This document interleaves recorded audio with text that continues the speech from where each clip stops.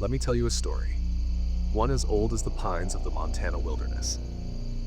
It's a tale passed down from the days when men still hunted for their living, when the woods were thick and wild, and the unknown could still reach out and touch you. Back in the early 1900s, two seasoned trappers ventured deep into the Bitterroot Mountains near the Montana-Idaho border. One of them was a man named Bauman, a hardened frontiersman with no taste for superstition. His partner was just as experienced.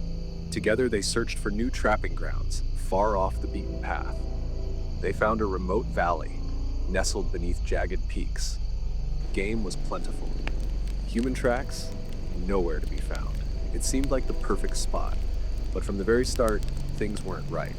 Their first night at camp, they heard something moving just beyond the firelight.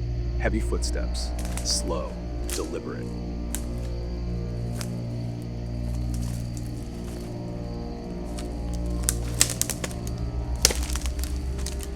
When they checked, nothing was there. But the next morning, strange prints in the dirt, large, humanoid, barefoot. They circled the camp, then vanished into the trees. Still, they stayed. Men like Bauman didn't scare easy. They blamed it on a bear, or maybe a prank by another trapper. But deep down, they knew. Something was out there, and it wasn't leaving. Every night it returned, snapping branches, low grunts, breathing.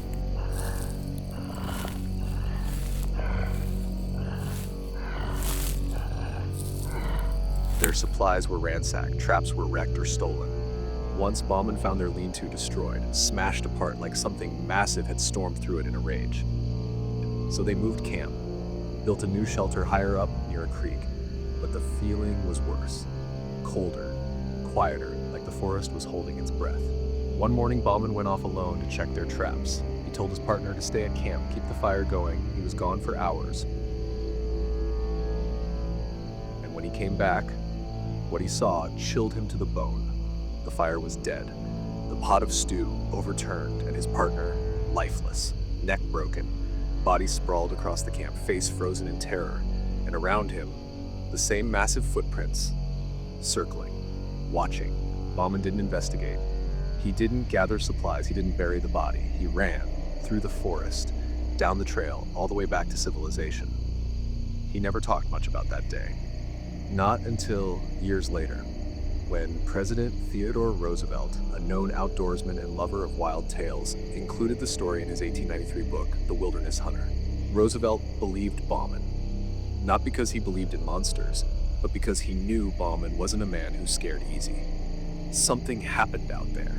Bauman's wasn't the only encounter, so the next time you're deep in the woods and you hear a branch snap or feel the hair on the back of your neck rise, remember Bauman. And remember, some things out there don't want to be found.